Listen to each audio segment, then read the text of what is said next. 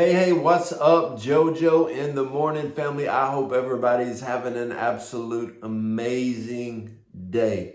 I got something awesome that I want to share with you, and it goes along the lines of consistency. I love consistent people. Consistent people, they don't look to the right or the left, but they stay focused. Some of the greatest people I know, they attribute all of their success in life, ministry, business, family to their consistency with their walk with God. Why do we call it a walk with God? Two reasons. You're walking with somebody, but if you keep moving in a straight line towards a direction, you will hit your mark. Now, when we travel, I'm one of those guys that I like to get there, enjoy my destination, and get back. I can't tell you how many times when we were driving to like a ministry engagement, it's like, only 4, 5, 6 hours away, and we get done preaching on a Saturday night, or if it's like a Friday night service and we get out of service like at 10, 3, 4 hour service, I would assume drive back and get home at 3 in the morning, then stay somewhere so I can start my day fresh the next day. I love consistency. So what I want to talk to you about, I was praying this morning, and it was like, I feel this ever so often in my spirit, but the Nehemiah mindset, just the Nehemiah mindset. I love the whole story of Nehemiah, how God transferred him from one region to another region and gave him this amazing accomplishment to rebuild. And in this season that we're in the nations of the world, there's a lot of rebuilding right now. There's just a whole lot of building, okay? And there's so many people in life right now that as I talk to them, they say, man, I have all these prophetic words that I'm standing on. I'm holding these prophetic words that have been given to me over the years. People have such great hope right now for America, for the different nations of the world. I got friends in Canada, friends in Australia, and they're talking about their nations and how they have great hope for their nation. We got to understand that the Nehemiah mandate was he kept building through the distractions. There were two people mainly that came against him, and they were trying to stop him from building, but he kept building to the point to where their attacks were just not verbal, but they were threats. And he would build with one hand. He had a working tool in one hand and a sword in the other. And it means you can build through the warfare. What I see so many times in people's lives is people, they stop. People, they want to start a ministry, start a business. I reached out to a guy the other day and I said, hey man, how's it going? And he said, yeah, man, things are good, blah, blah. You could tell they weren't good. I said, I know we're going to start a church, and I was walking with you and you kind of pulled away from me. What's up? Well, I shut down the church. I said, okay. Hey, you remember you said you were going to do this. How are you doing with that? And not doing that anymore. And just different things. And finally he just said, man, I just kind of quit everything. I still love God, but I just kind of quit all of my dreams. Went back and got me a job. And I said, are you satisfied? He said, no, I know there's so much more. And I said, get that Nehemiah mindset and start building. I know so many people who start businesses and then all of a sudden they pull back and they don't move forward anymore. I love Nehemiah 6:3. It says, so I sent messages to them saying, I'm doing a great work. I cannot come down. Why should the work cease so I can go down and talk to you? Okay. One of the problems is so many people in life, they start a good work, but then somebody that has absolutely nothing to do with what they are working on, they try to pull them off. I remember I was at a conference one time and powerful services, and we were leaving, and this one minister said, hey man, there was this lady that wanted to talk to me tonight. I might go talk to her. I said, no, you're not. He said, what do you mean? She said that I gave her a prophetic word and it ministered to her and she had a few questions. I said, no, you go into your hotel room and you're not going to talk to her. Oh, well, I was just going to meet her in the foyer or the lobby of the hotel. I said, no, you go to your room. See, sometimes people think, oh, I'm just going to talk to her for a minute. No. You got to flee from the very even appearance of evil.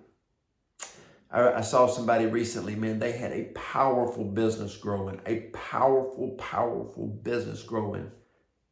And then I saw a post. They started this other little business that was petty. And I thought, why did they leave a powerful business they started to go do something petty? Somebody got in their mind and talked them down off their wall. Ooh. I've seen people in ministry. I remember one time this guy, he had this powerful church. It wasn't huge, but it was powerful.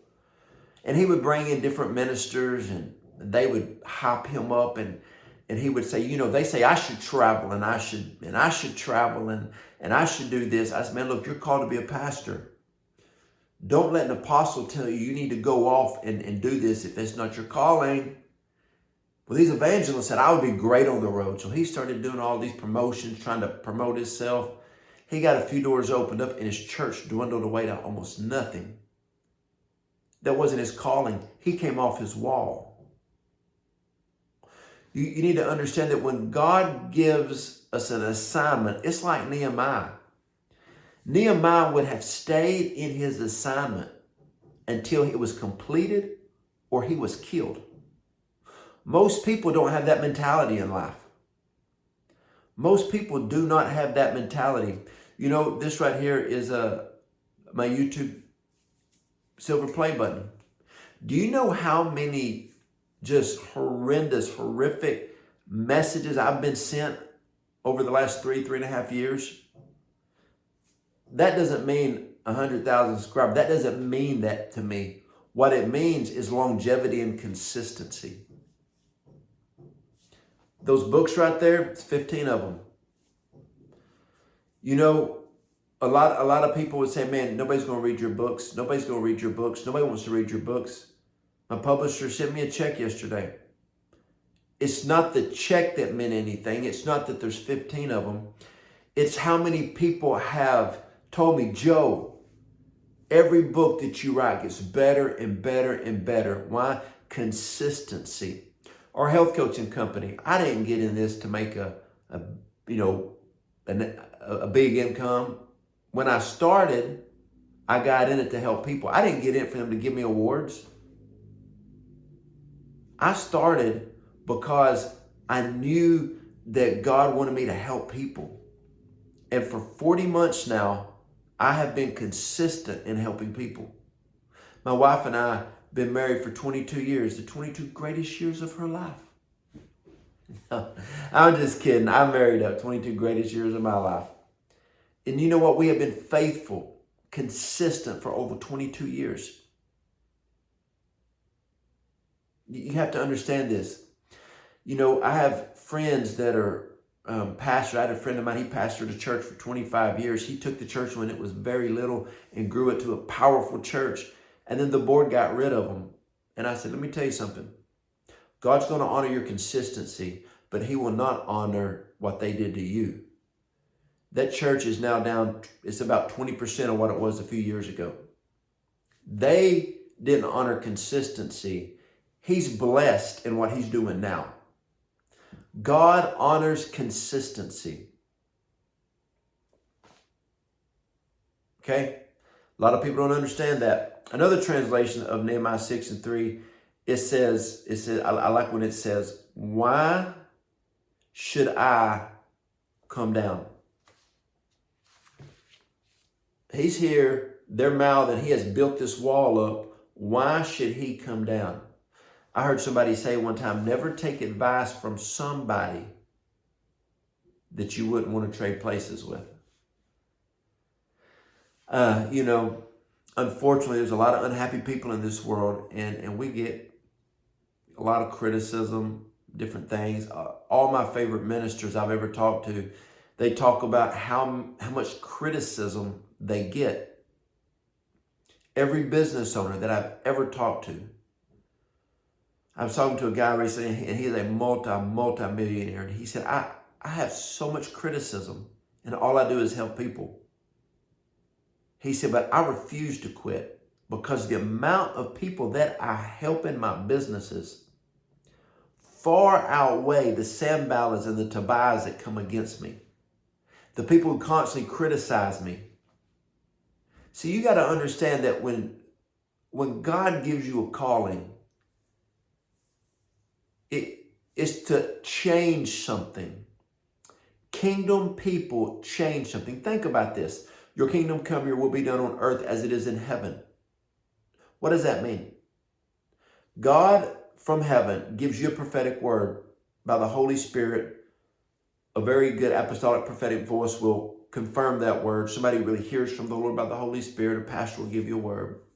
Intercessor will give you a word that matches it. You know that's a mandate from heaven. Why? Because the mandate is God needs what he gave you into the earth. I know this one girl, her and her husband are just amazing people.